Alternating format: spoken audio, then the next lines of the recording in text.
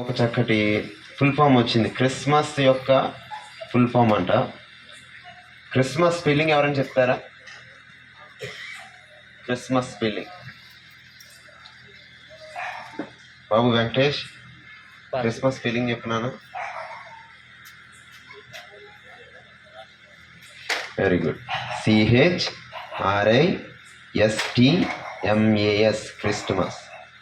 Christmas అనగా క్రీస్తును ఆరాధించుట అని అర్థం. అయితే ప్రతిదానికి కూడా ఒక్కొక్క అర్థం వచ్చింది. నాకు చాలా బాగా నచ్చింది. ఇందులో మొట్టమొదట క్రిస్మస్లో ఉన్న మొట్టమొదటి అక్షరం ఏంటి?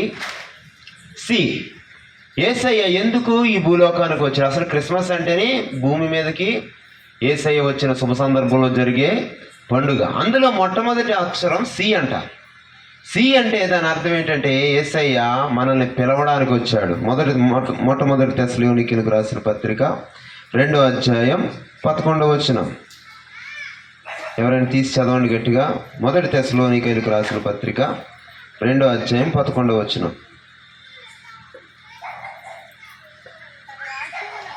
తన రాజ్యమునకు మహిమునకును మిమ్మును పిలుచుచున్న దేవునికి తగినట్టుగా మీరు నడుచుకోవాలని. చాలండి. దేవునికి స్తోత్రం. హల్లెలూయా. యేసయ్య ఈ భూలోకానికి ఎందుకు వచ్చాడంటే సి. క్రిస్మస్లో సి అనగా కాల్, నిన్ను పిలవడానికి వచ్చాడు.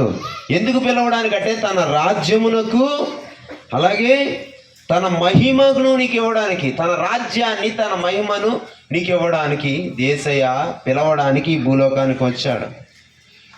నేను ఎప్పుడు చెప్తున్నది మళ్ళా చెప్తానండి. యేసయ్య చాలా జెంటిల్మెన్ అండి. అన్నీ తెలిసినవాడు, వివరం తెలిసిన మనిషి. ఆమేన్. కొంతమంది కొన్ని సందర్భాల్లో మనం పట్టించుకోకుండా వెళ్ళిపోతాం.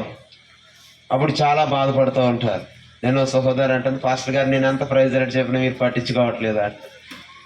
ఒక్కొక్కసారి పట్టించుకోకపోతేనే మనకు అంత బాధ పడతాం కదా. దేవునికి తెలుసు ఈ ప్రజల్ని నేను పిలవకపోతే ఇంకెవరు పిలుస్తారని యేసయ్యే పరలోకం నుంచి దిగి వచ్చి నేను పిలవడానికి వచ్చాడంట. ఇప్పుడు పాస్టర్ గారు చెప్పారని, పాస్టర్ అమ్మ గారు చెప్పారని, లేకపోతే సంఘస్థులు చెప్పారని మీరు అందరూ ఇక్కడికి వచ్చారు. అవునా కదా? మరి యేసయ్యే దిగి వచ్చి చెప్పినప్పుడు మరి ఆయన రాజ్యానికి మనం వెళ్ళాలా వద్దా? వెళ్ళాలన్న వారు గట్టిగా దేవుని స్తోత్రం చెప్పండి. హల్లెలూయా. హల్లెలూయా. పిలవని పేరంటానికి వెళ్ళడానికి ఎవరు ఇష్టపడరు కదా. పిలిచే పేరంటానికో మరి వెళ్ళకపోతే బాధపడతాం, చాలా బాధపడతాం. అరే పిలిచారే వెళ్ళలేదు. మన చాలా మంది మా కూటమి అయిన తర్వాత కనిపించి అంటున్నారు, పాస్టర్ గారు మీరు రాలేకపోయాను. అలా అసలు రాలేదన్న మనసే నాకు అసలు జ్ఞాపకం లేదు. వాళ్ళు వచ్చి చెప్తున్నారు, పాస్టర్ గారు అండి నేను రాలేకపోయాను అంటే.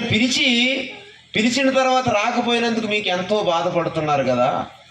ఒకవేళ ఫంక్షన్కి వెళ్ళకపోయినా పెద్ద ప్రాబ్లం కాదు, ఈ క్రిస్మస్కి రాకపోయినా పెద్ద ప్రాబ్లం కాదు, కానీ దేవుని రాజ్యం వెళ్ళకపోతే అసలైన ప్రాబ్లం.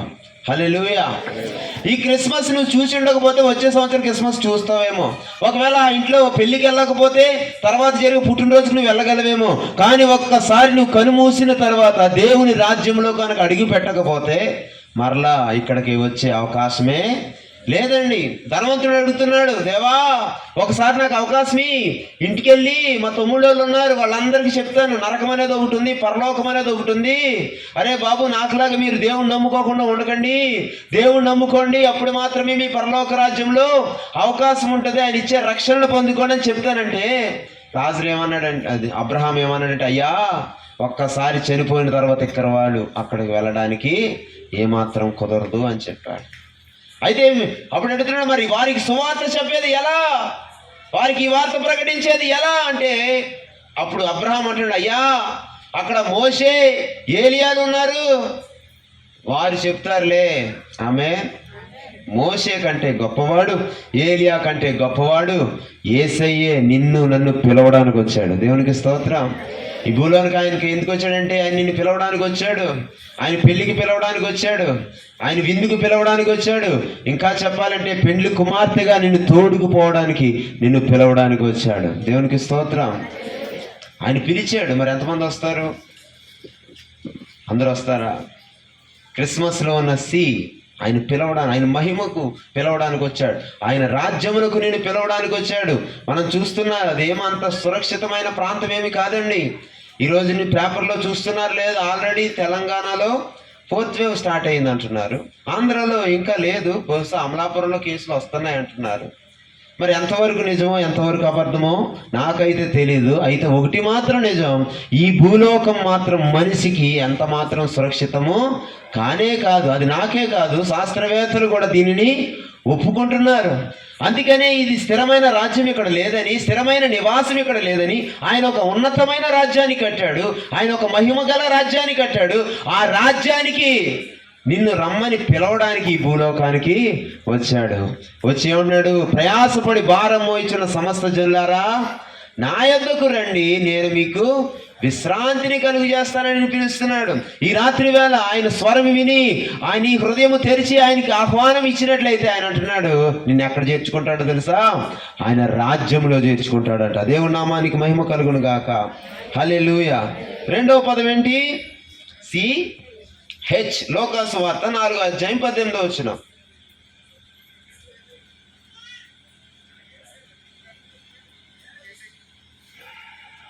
లోకాసు వార్త 4:18.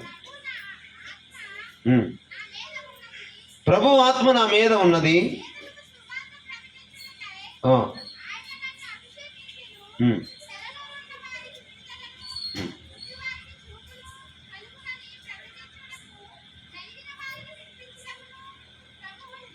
హల్లెలూయా. అంటే బాగు చేయడానికి వచ్చాడు. దేవునికి స్తోత్రం. బాగు హెచ్ అనగా heels you. God heels you. దేవుడికి ఈ భూలోకానికి ఎందుకు వచ్చాడంటే నీ బ్రతుకును బాగు చేయడానికి వచ్చాడు. హీలింగ్ లేదు, నీకు అనారోగ్యమే ఉంది, అనారోగ్యంతో బాధపడుతున్నావు. మీరు అడగచ్చు, పాస్టర్ గారండి నేను క్రిస్మస్కి నడుచుకుంటూ వచ్చాను, గంతులు వేసుకుంటూ వచ్చాను, నాకు అవకాశం ఇవ్వాలి కానీ పిల్లల్ని దించి నేనే ఎగిరేస్తానండి అనొచ్చు. అంత ఉత్సాహం ఉందండి, అంత ఆరోగ్యం ఉందండి అనుకుంటున్నారు. కానే కాదు పిల్లారా. పైకి మనుషులు బాగానే కనబడుతున్నారు కానీ హృదయంలో మానని గాయాలైపోయాయండి. ఒకరోజు మల్లవరంలో చర్చి దగ్గరికి ఒక లోవాటి మనిషి వచ్చాడు. మంచి కండలు తిరిగిన శరీరం, మనిషి పెద్ద మనిషిలా ఉన్నాడు, చాలా వేళ్ళకు ఉంగరాలు అవి పెట్టుకున్నాడు, చాలా ధనవంతుల్లా కనిపించాడు. గనుడు అంటారు చూడండి, అలా కనిపించాడు. నేను అనుకున్నాను ఆయన చూస్తే నాకే భయం వేసింది. ఆయన మాటలో అంత గంభీరత్వం ఉంది. కొంతమంది మాట్లాడితే చూడండి ఒక గంభీరత్వం కనబడుతుంది. బాబు పాస్టర్ గారు ఉన్నారా అన్నాడు. అయ్యగారు ఉన్నారండి బాబు మీరు కూర్చోండి అని. లోపల అయ్యగారండి ఎవరు పలకరించడానికి వచ్చారని చెప్పి జస్ట్ అలా కూర్చున్నారు. కొద్దిసేపు మాట్లాడుకున్నారు. నేను లోపలికి వెళ్ళి బయటకు వచ్చేటప్పటికి వట కన్నీళ్ళు కాచేస్తున్నాడండి. తెగేడు చేస్తున్నాడండి. ఏంటంటే పైకి మనిషి అంతా చాలా బలంగా ఉన్నాడు కానీ హృదయంలో గాయాలైపోయాయండి. తాను అనేక మోసాలు ఎదుర్కొన్నాడు. సొంత వారే, తెలిసిన వారే, సొంత కొడుకులే తన హృదయాన్ని గాయపరిచారన్న విషయం నాకు అప్పుడు అర్థమైంది. మనిషి పైకి బాగానే ఉన్నాడు కానీ ఏం గాయపడ్డది? హృదయం గాయపడ్డది. ఈరోజు ప్రజలందరూ చూడడానికి బాగానే ఉంటున్నారు కానీ నడి నెత్తి మొదలుకొని అరివుకాలి వరకు స్వస్థత కొంచెము కూడా లేదంటే ఎక్కడ చూసినా గాయాలు పాలైపోతున్నారు. మాటల వల్ల గాయాలు, హృదయంలో గాయాలు, ఆఖరికి ఫిజికల్గా కూడా గాయాలైపోయిన శరీరాలతో ఉంటున్నారు. అందుకే అంటున్నాడు, ప్రియమైన బిడ్డ నీకు స్వస్థత అవసరము, నువ్వు బాగుపడాల్సిన అవసరం ఎంతైనా ఉన్నది. ఆమేన్. అందుకనే యేసుక్రీస్తు ఈ భూలోకానికి వచ్చాడు. ఈ రాత్రికాల సమయంలో నీ చింత యావత్తు ఆయన మీద వేసినప్పుడు, నీ భారం యావత్తు ఆయన మీద వేసినప్పుడు ఆయన నిన్ను బాగు చేస్తాడు. అది ఫిజికల్గా, అది స్పిరిచువల్గా, అంతేకాదు మానసికంగా కూడా అన్ని రకాలుగా నిన్ను బాగు చేయడానికి యేసుక్రీస్తు ఈ భూలోకానికి వచ్చిన దేవుడు. యేసయ్యకున్న పేరులో ఒక పేరు ఏంటో తెలుసా? యెహోవా రాఫా. అందరూ చెప్పండి. దాని అర్థం ఏంటో చెప్పమంటారా? నిన్ను స్వస్థపరచు యెహోవాను నేనే. నీకు స్వస్థత లేదు, ఎక్కడ చూసినా అనారోగ్యమే తాండవిస్తుంది. ఎంత కష్టపడి ఎంత డబ్బులు సంపాదించినా చివరికి అన్ని డబ్బులు ఎక్కడికి వెళ్తున్నాయో తెలుసండి? హాస్పిటల్లో వేయవలసినటువంటి పరిస్థితి వస్తుంది. అదే మనకు తెలియజేయాలి ఏంటంటే మనకి ఏమాత్రం ఆరోగ్యము లేదని. నీ పాడైపోయిన నీ జీవితాన్ని, నీ మనసుని, నీ శరీరాన్ని బాగు చేయడానికి యేసుక్రీస్తు ఈ భూలోకానికి వచ్చాడు. ఆమేన్. అదే హెచ్ అంటే God wants to heal you. దేవునికి స్తోత్రం. మూడవది మత్తయి సువార్త 3వ అక్షరం ఏంటి? CH. ఇంకోటి ఏంటి చెప్పండి? రిడీమ్ అంట. మత్తయి సువార్త 20:28. మత్తయి సువార్త 20:28. ఉమ్, ఉమ్. అనేకులకు ప్రతిగా విమోచన క్రయధనముగా, ఆమేన్, విమోచన క్రయధనముగా తన ప్రాణం ఇచ్చడానికి వచ్చాడంటే విమోచించుటకు వచ్చిన దేవుడు. రిడీమ్ అంటే తెలుగులో అర్థం ఏంటంటే విమోచించడానికి వచ్చినటువంటి దేవుడు. రంగా రిడీమ్, దేవుడు నేను విమోచించడానికి వచ్చాడు. విమోచన అవసరము, ప్రజలందరికీ విమోచన అవసరం. దేని నుంచి అంటే పాపం నుంచి అవసరం. అందుకే మన పూర్వీకుల నుంచి కూడా మేకలను, కోళ్లను ఆయా సందర్భాల్లో బలిస్తూ ఉంటారు. వాళ్ళని అడగండి, అసలు ఎందుకు బలిస్తున్నారు? ఒక దేవతకైనా ఒక దేవుడికైనా ఎందుకు బలి ఇవ్వాలి అంటే దాని వెనక ఉద్దేశం ఒకటే. ఏమిటో తెలుసా? మనిషి యొక్క పాపాలు క్షమించబడాలి, పాపం పరిహరించుకోవాలని మానవ ప్రయత్నాలు ఎన్నో చేస్తూ ఉన్నారు. కానీ దేవుని వాక్యం చెప్తుంది, మానవుడు చేసే ఈ నీతి క్రియలంట దేవుని దృష్టికి ఎలా ఉన్నాయి? మురికి గొడవలే ఉన్నాయంట.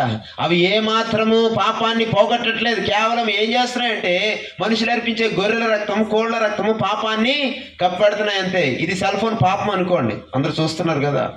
ఇది పాపము, నేను చేసిన పాపము.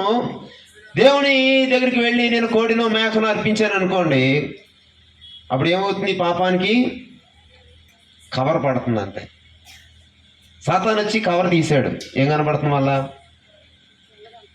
మళ్ళా పాపాన్ని కవర్ వేసాం, మళ్ళా గొర్రెలు మేకలు మళ్ళా తీసాడు, ఏం కనపడుతుంది? పాపం కనపడుతుంది. ప్రతి సంవత్సరం కవర్ వేయడం, ప్రతి సంవత్సరం మళ్ళీ కవర్ వేసినంత మాత్రాన పాపం పోతుందా? పోవట్లేదు. పాపం అనేది ఎప్పటికైనా బయట పడేదేనండి. వెనకడికి ఒక రోజు ఒక పాస్టర్ గారు అలా సువార్త చెప్పుకోవడానికి వెళ్తున్నారంట. ఆ సంఘ పెద్దగారు చాలా గొప్ప పెద్దగారు, ఆయనకి సిగరెట్ కాల్చే అలవాటు ఉందంట. అది పాస్టర్ గారు తెలియదు. అల్లంత దూరాన పాస్టర్ గారిని చూసి ఏం చేశాడంటే సిగరెట్ కాలుతూ కాలుతూ కాలుతూ అయ్యో పాస్టర్ గారు వచ్చేస్తున్నాడు, లోపల వెళ్ళాడట. మరి పాస్టర్ గారు వచ్చేస్తున్నారు, మరి ప్రైజ్ లార్డ్ చెప్పాలి కదా. లోపల వెళ్ళాడు. కానీ ఈ లోపల పాస్టర్ గారు వచ్చారు, అయ్యో పెద్దగారు ఉన్నారు, పలకరించకుండా వెళ్తే ఏ బాధపడతాడని డ్యూ అని బండి కరెక్ట్గా దాని ముందే ఆఫ్ చేశాడంట. ఆఫ్ చేసి ప్రైజ్ లార్డ్ అన్నాడంట ఆయన. ఈయన కూడా మరి ఏమన్నాడు? ప్రైజ్ లార్డ్ చెప్తే ప్రైజ్ లార్డ్ అన్నాడంట. నోట్లోంచి ఏమొచ్చింది? పాపాన్ని దాచిపెట్టే ప్రయత్నం చేశాడు, కానీ దాని లక్షణం మాత్రం బయటికి పడిపోయింది.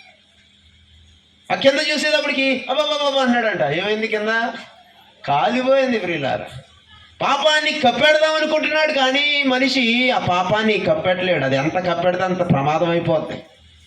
ఆ సిగరెట్ లోపల పెట్టుకుంటే ఇంకా అంటుకోలేదు, ప్రమాదం అయిపోద్ది.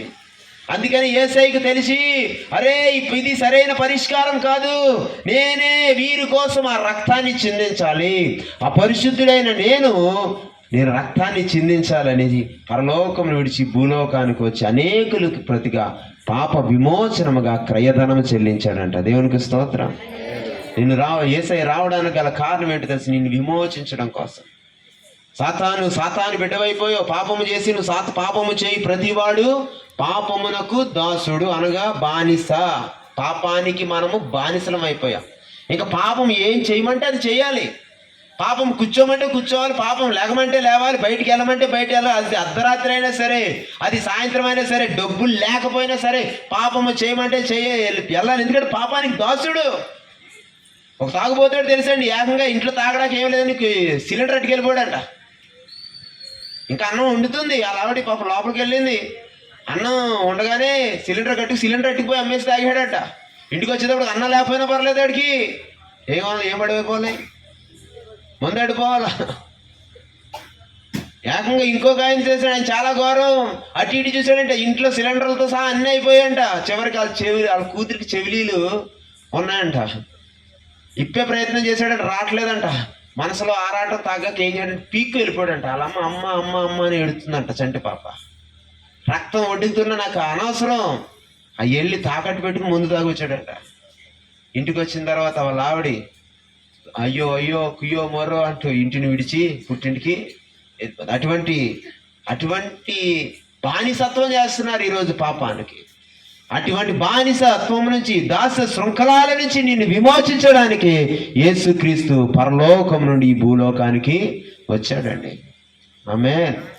యేసుని నమ్ముకోవడం అంటే ఏదో మతం మార్చుకోవడం అనుకుంటున్నారు. మతం మార్చుకోవడం కాదు, విమోచన కిందకి రావడం. మన వల్ల అవ్వదు. ఈ పాపాన్ని జయించడం మన వల్ల అవుతుందా? మన వల్ల కాదు. మనం జయించలేము. మనకు ఎవరొకరు సహాయం చేస్తే తప్ప. ఆ సహాయం చేయడానికి ఎవరు వచ్చారు? యేసుక్రీస్తు వచ్చాడు. ఆయన వచ్చి ఏం చేశాడు తెలుసా? ఆ పాపముకు మనం దాసులం అయిపోయాం, బానిసత్వం కింద ఉండిపోయాం. ఇప్పుడు దేవుడు అడిగాడు, పాపమా నీకేం కావాలి? పాపం అడిగింది, నాకు రక్తం కావాలి. ఎంత రక్తం కావాలి? నీ ప్రాణం పోయేంత రక్తం.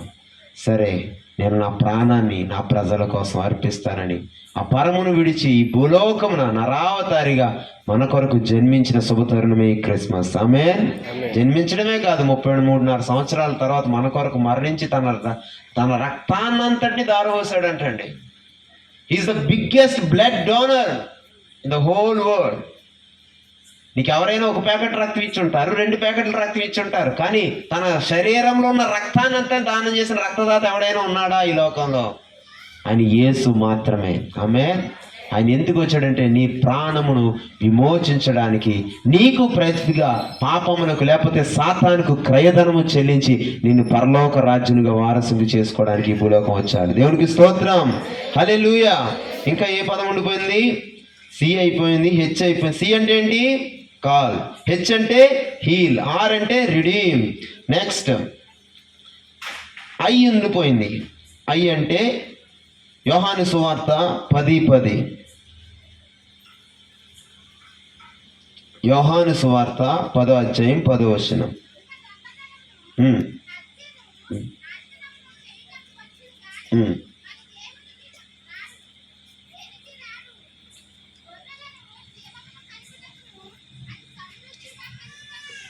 గొర్రెలకు జీవం ఇవ్వడానికి వచ్చాడంట దేవుడు. హల్లెలూయా. ఏమివ్వడానికి? జీవం ఇవ్వడానికి. అంటే ఇంపార్ట్. దేవునికి ఇవ్వడానికి వచ్చాడు. ఏమిస్తాడు? జీవం ఇస్తాడు. హల్లెలూయా. జీవం లేదు ఈరోజు మనిషికి. సమృద్ధి అయిన జీవం కావాలి. ఒక ఆవిడకి 5 పెళ్ళిళ్ళు అయ్యాయంట. ఎన్ని? 5 పెళ్ళిళ్ళు అయ్యాయంట. అన్ని విడాకులు అయిపోయాయి. ఇంకా ఆ రోజు ఇంక పెళ్లి చేసుకోలేదు. ఇంక పెళ్ళిళ్ళు అవుతుంటే విడాకులు అయిపోతున్నాయని ఇంక పెళ్లి కూడా చేసుకోలేదు.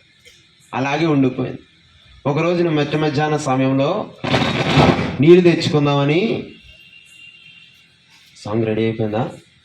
లేదు కదమ్మా, ఇంకా రాలేదు. మధ్యాహ్న సమయంలో నీళ్ళు తెచ్చుకుందామని ఏం చేసిందంటే, ఎందుకంటే పగలు చూస్తుంటే అందరూ కూడా హేళన చేస్తున్నారు, అవమానిస్తున్నారు. ఇప్పుడు కూడా చాలామంది చాలా సెంటిమెంట్లు ఉంటాయండి. పాపం భర్తను కోల్పోయి ఉంటారు, బయటకు రావడానికి ఎంతో సిగ్గుపడుతూ ఉంటారు. ఏమండి ఎవరైనా ఏమనుకుంటారు. ఒకసారి నేను బండి వేసుకుని చర్చిలోంచి బయటకు వచ్చేస్తున్నాను. ఒక విశ్వాసం నడుచుకుంటూ వస్తుంది. నడుచుకుంటూ వచ్చి ఆగిపోతుంది అక్కడ. ఆవిడ రావట్లేదు. నేను బండి అలాగే రేజిస్తున్నాను, ఆవిడ రావట్లేదు. ఆవిడ అక్కడ ఆగిపోయింది ఏంట్రా బాబు అనుకుంటున్నాను నేను. అప్పుడు ముందుకెళ్ళి ప్రైజ్ రాడమ్మా, ఏంటి ఎక్కడ ఆగిపోయారంటే, అదే మీరు ఎక్కడికి వెళ్తున్నారు కదండి అంటారు. వెళ్తున్నాను, ఇప్పుడు ఏమైందమ్మా అంటే, ఆవిడ ఫీల్ అవుతుందన్నమాట. నాకు అర్థమైంది, నేను ఎదురు రాకూడదేమో. ఆవిడ అలాగన్నందుకని, అమ్మా మన దేవుని బిడ్డలో ఇలాంటివి మనకి ఉండకూడదు, మీరు రండి అని చెప్పి మరీ బైక్ స్టార్ట్ చేసేయాలి. అప్పుడు ఏమవ్వలేదు, ఇప్పుడు అవ్వలేదు, ఎప్పుడు ఏమవ్వలేదు. దేవునికి స్తోత్రం. హల్లెలూయా. ఇవన్నీ మనుషులు పెట్టుకున్న మూఢనమ్మకాలేనండి. దేవునికి అప్పుడు అవ్వలేదని తర్వాత అవుతుంది, తర్వాత కదా, ఇప్పుడు దాకా ఎప్పుడు బండి మించబడలేదు నేను. దేవునికి స్తోత్రం. మనుషులు పెట్టుకున్న మూఢనమ్మకాలు ఇవన్నీ.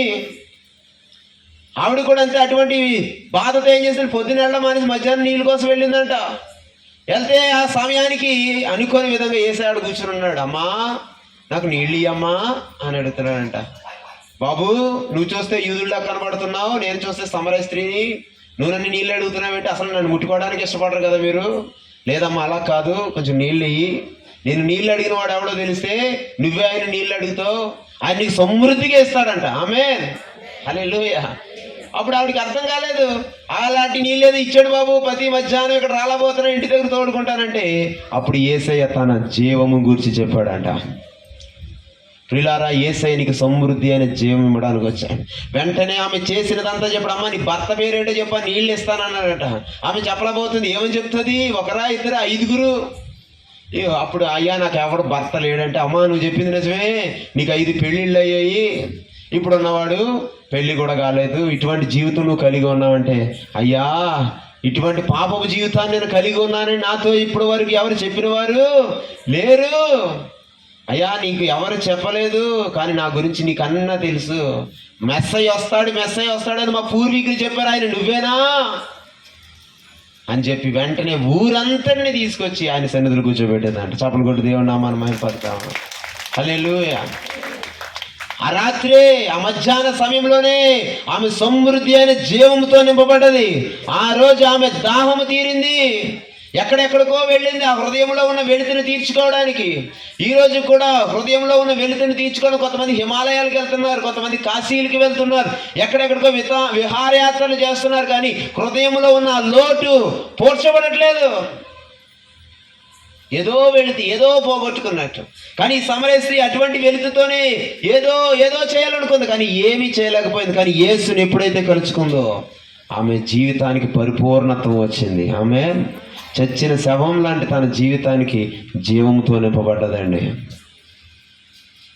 ఈ రాత్రి ఆ జీవం నీకు కావాలా? ఆ సమృద్ధి నీకు కావాలా?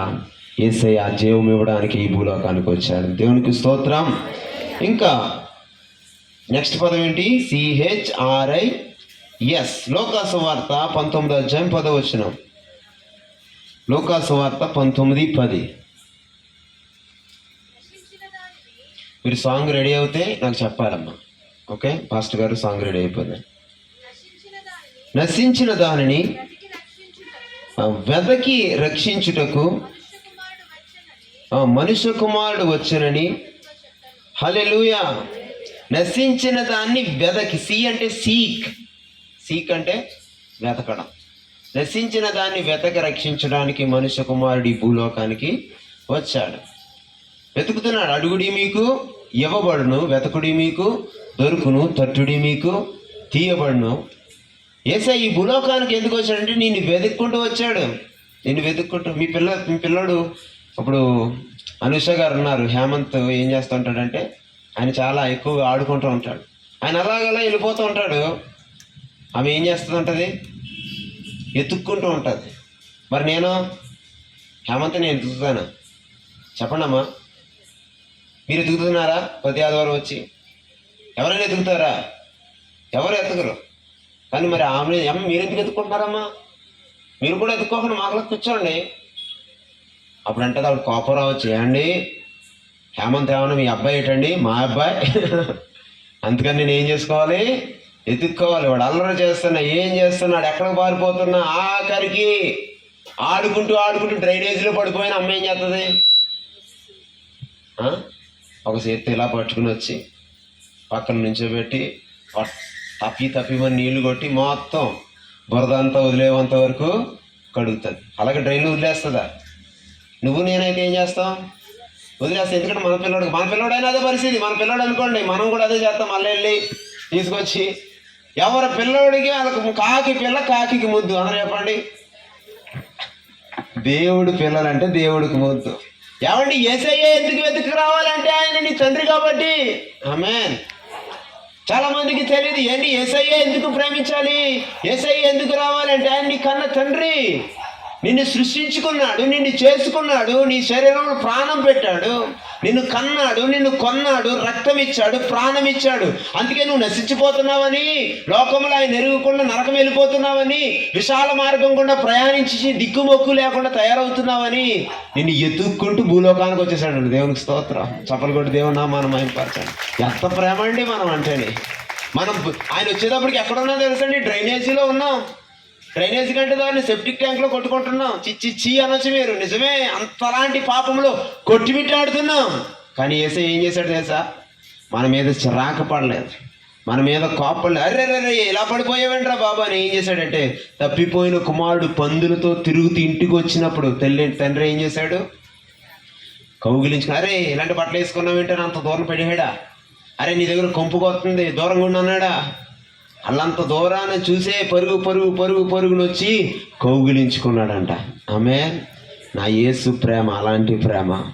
నువ్వు నశించిపోతున్నావని, నువ్వు పాపంలో మునిగిపోతున్నావని, నరక మార్గం గుండా ప్రయాణం చేస్తున్నావని, నిన్ను కడగాలని, నిన్ను శుద్ధి చేయాలని, నీకు ఆ పరలోక రాజ్యంలో వీలు కల్పించాలని, నువ్వు నశించిపోకుండా నిన్ను వెతకి రక్షించడానికి యేసుక్రీస్తు ఈ భూలోకానికి వచ్చాడు. దేవునికి స్తోత్రం.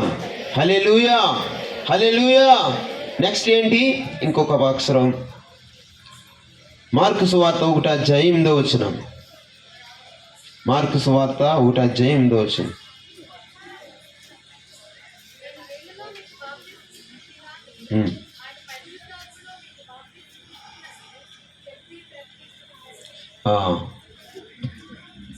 ఒకటి 8 కదమ్మా మార్కు సువార్త. ప్రకటించుచుండెను, బోధించడానికి వచ్చాడంటే యేసుక్రీస్తు ఈ భూలోకానికి ఎందుకు వచ్చాడు? బోధించడానికి. చాలా సందర్భాల్లో ఆయన ఏమని పిలిచారంటే బోధకుడా, బోధకుడా, బోధకుడా. దేవునికి స్తోత్రం. హల్లెలూయా. ఆయన పేరులోనే బోధకుడు. He's a teacher. He wants to teach you something. క్రైస్తవ జీవితం అండి బాప్తీసం తీసుకోవడంతోనే ముగిసిపోతుంది అనుకుంటారు కొంతమంది. ఇంక నేను బాప్తీసం తీసేసుకున్నాను, ఇంకా అడిగి వెళ్ళిపోతాను, పరలోకం వెళ్ళిపోతానని చాలామంది ఇష్టానుసారంగా జీవితాలు జీవిస్తూ ఉన్నవారు లేకపోలేదు. కానీ ఒకటి మాత్రం సత్యం ప్రియులారా, నువ్వు ప్రభువుని నమ్ముకుని ఇష్టానుసారమైన జీవితం జీవిస్తే నువ్వు పరలోక రాజ్యం ఖచ్చితంగా వెళ్ళావు. ఖచ్చితంగా వెళ్ళావు.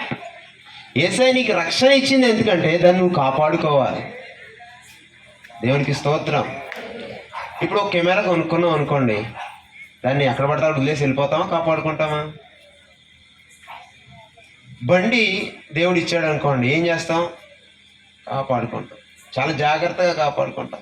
రాత్రి నా బండి తాళం పడిపోయింది, ఇక్కడ వదిలేస్తే ఏమవుతుందా పోనీ ఎక్కడైనా తాళం ఎవరికైనా దొరికి పక్కనే 2 ఒకే దుక్కుని దొరికాయి అనుకోండి, దొంగోడికి ఎతక్కపోయింది తీగి కాలుకు దొరికినట్టు చక్కమని ఆన్ చేసుకుని వెళ్ళిపోతాడు కదా. అరే తాళం లేదు, ఇంటికి వెళ్ళి చూస్తే బ్యాగ్లోనే ఉంది. చాలా సంతోషం అనిపించి హ్యాపీగా నిద్రపోయాను. అలాగా చాలా సందర్భాల్లో మన వస్తువుల పట్ల మనం చాలా భద్రత కలిగి ఉంటాం కదా, చాలా జాగ్రత్తగా కాపాడుకుంటాం. అలాగే రక్షణను కూడా జాగ్రత్తగా కాపాడుకోవాలి.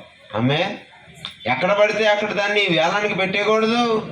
కొంతమంది లంచానికి వేలంగా పెట్టేస్తున్నారు, అబద్ధాలకి వేలంగా పెట్టేస్తారు.